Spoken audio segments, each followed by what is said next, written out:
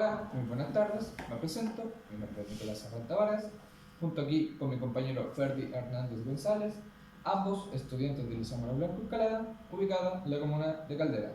Les presentaremos nuestro proyecto que lleva como título la utilización de filtros FSH para la captación de hidrocarburos presentes en la maniobra de Chique, segunda etapa.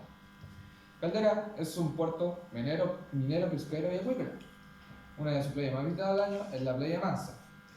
Sin embargo, esta enfrenta una gran problemática, que es debido a la chique, que es un proceso habitual de las embarcaciones que están cercanas a esta playa. Producto de esta maniobra llamada chique de estas embarcaciones, cientos de litros de agua contaminada son arrojadas al mar diariamente. Bueno, producto de esta contaminación, contamina nuestra fauna marina, dejando una mancha de color negro en sus cuerpos, básicamente plumaje, patas, etc. Bueno, los peces y los mariscos se contaminan físicamente.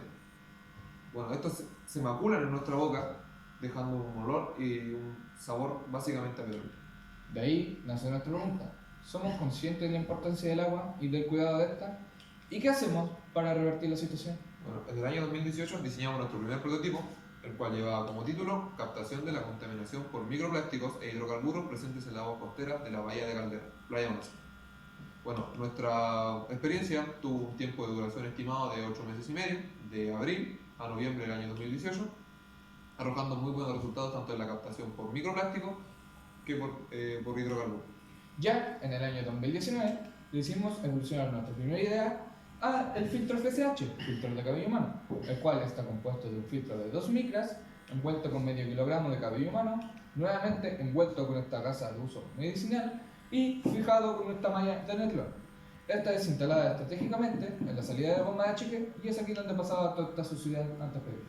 Bueno, el filtro, una vez retirado, fue llevado al parche de nuestro establecimiento para su limpieza y desarme. Este es desarmado, dejando la contaminación en 3 finajas, donde la contaminación es separada del agua mediante la técnica de rebalse, donde solamente nos quedamos con una muestra de hidrocarburos.